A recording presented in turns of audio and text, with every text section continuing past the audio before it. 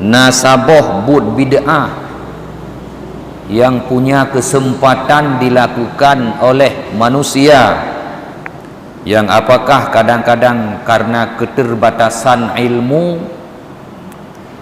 atau yang disebut dengan awam,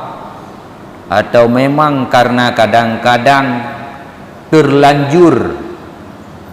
memahami dari atau terlanjur pemahamannya dari ungkapan hadis. Nepegah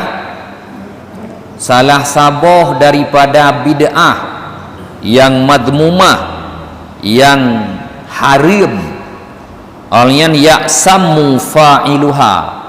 si pelakunya diganjarkan dengan dosa, wa yajibu ala wulatil amri man'u fa'iliha, wajib atas pemimpin mencegah si pelakunya daripada perbuatan itu adalah salatur raghaibi isna asyara rak'atan, sembahyang raghaib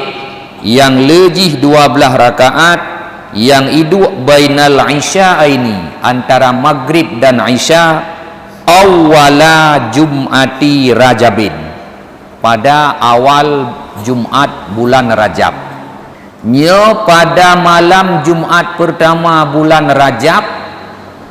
ada yang namanya salatur raghaib, sembahyang raghaib yang jumlah rakaat 12, yang dilakukan antara dua isya,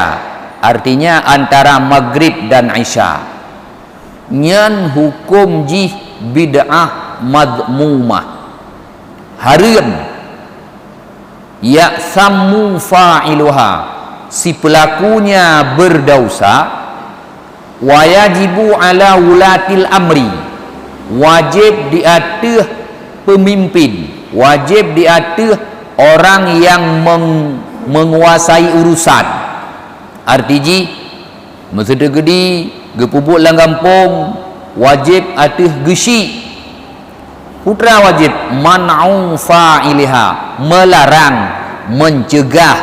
si pelakunya daripada berbuat salat raghaib tersebut.